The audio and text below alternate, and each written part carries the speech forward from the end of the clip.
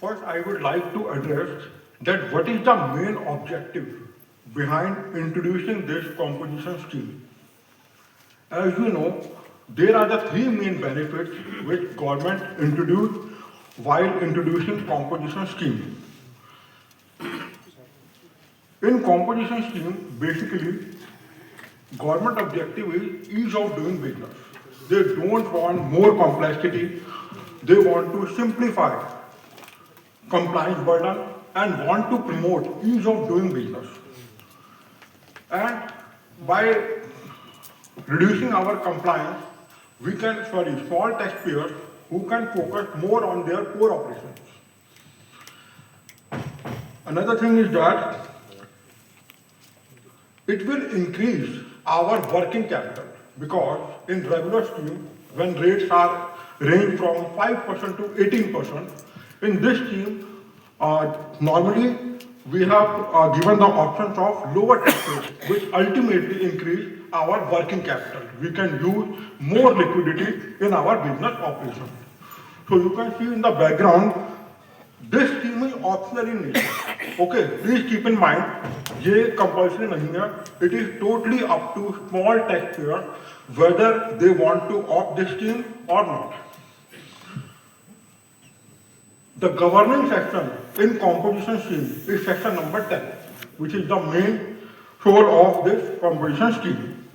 Here you don't require to maintain books of accounts, which is not possible in case of regular scheme. In regular scheme, you have to maintain detailed books of accounts, all the ledger, which is very difficult for small taxpayers. So government don't want to give burden on small taxpayer, so they want you can maintain only limited records. It doesn't mean he is exempt from record maintaining. उसको record तो maintain करने हैं, but limited करने हैं. Okay, so please keep in mind that this scheme is optional.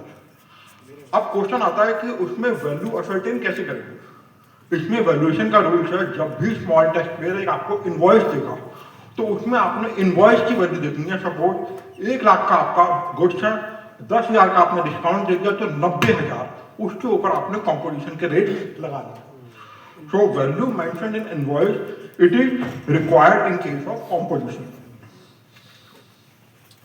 अब इसमें क्या है कि आपका टर्नओवर का थ्रेशोल्ड है. In normal scheme, if your turnover exceeds 20 lakh in case of services and 40 lakh in case of goods, you have to take a registration. But यहाँ पे क्या है कि ये आपकी alternative method है, जो optional scheme है, ये mandatory नहीं है. If you want to opt, then you can apply. Otherwise, you can go for normal scheme also. अब इसके अंदर क्या है कि इसमें गवर्नमेंट ने स्टेट वाइज आपको लिमिट दे रखी है. Those belong to north east states like Arunachal Pradesh, Manipur, Meghalaya, वहां पे लिमिट है 75 लाख कि इनकी लिमिट अगर 75 लाख से नीचे है तभी ये ऑप्ट कर सकते हैं कंपटीशन स्कीम. अब ये टर्नओवर देखना कब है? ये टर्नओवर देखना है last preceding financial year, because ये ऑप्शन हम एक्सरसाइज कर सकते हैं in the beginning of financial year. Mean 1 अप्रैल से पहले आपको इसको एक्सरसाइज करना पड़ेगा. बीच में आप इसमें नहीं आ सकते. इसी तरह से जो आपकी असम और हिमाचल प्रदेश है वहां पे 1.5 CR, अदर स्टेट्स में 1.5 CR. लेकिन इसमें एक और चीज है कि जो लोग सर्विसेज के अंदर है, means supplier of services under section 10(2)(a), जिसकी हम आगे बात करेंगे, उसमें लिमिट है 50 लाख रुपए.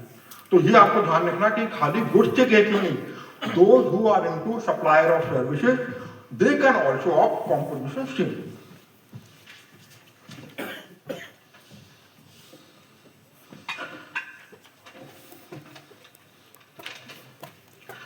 अब इसमें बात होती है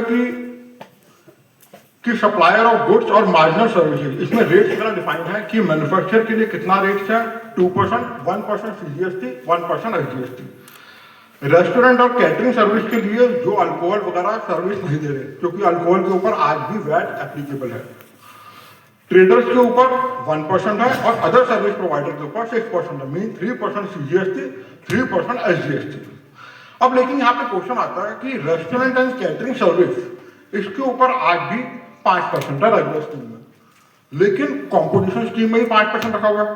तो किसी को पता है कि इसमें रीजन क्या है कि क्यों गवर्नमेंट ने रेस्टोरेंट रेगुलर में भी 5% रखा हुआ है और कंपटीशन में भी 5% रखा हुआ है। तो हम किसको ऑप्ट करें, इसके पीछे किसी को कोई डिफरेंस पता हो कि हम रेस्टोरेंट सर्विस दे रहे हैं तो रेगुलर स्कीम में जाए या फिर कंपटीशन स्कीम में? इसके लिए है, अगर हम रेस्टोरेंट सर्विस रेगुलर स्कीम में जा रहे हैं तो वहां सेक्शन 9 गवर्न करेगा, लेकिन कंपोजिशन में सेक्शन नंबर 10 है। रेगुलर स्कीम में आपको ध्यान रखना है कि वहां पे कोई टर्नओवर की लिमिट नहीं है, जो कंपोजिशन में आपको टर्नओवर की एक सीलिंग लिमिट है कि इसके अंदर अगर आप होगे तभी आप अवेल करोगे। नंबर 4, रेगुलर स्कीम में अगर आप रेस्टोरेंट सर्विस में हो तो आप इंटरस्टेट सप्लाई भी कर सकते हैं, लेकिन कंपोजिशन में कुछ रिस्ट्रिक्शन है कि आप इंटरस्टेट सप्लाई नहीं कर सकते, वो आगे हम देखेंगे। अगर आप रेगुलर स्कीम में हो रेस्टोरेंट में तो आप ई कॉमर्स के थ्रू भी सप्लाई कर सकते हैं, बट कंपोजिशन में वो लिमिटेशन है।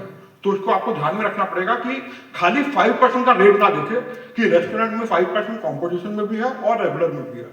तो आपको इन बातों का भी ध्यान रखना पड़ेगा। अब इसमें कुछ कंडीशंस आती हैं कि कौन कौन से लोग इसमें कंपोजिशन स्कीम को ऑप्ट नहीं कर सकते। सबसे पहले कैजुअल टैक्सेबल पर्सन और non resident taxable person, they can not opt for composition scheme. अब ये कौन होते हैं, ये डिफाइन कर रखा है सेक्शन 2 सबसेक्शन 20 एंड 2 सबसेक्शन 77।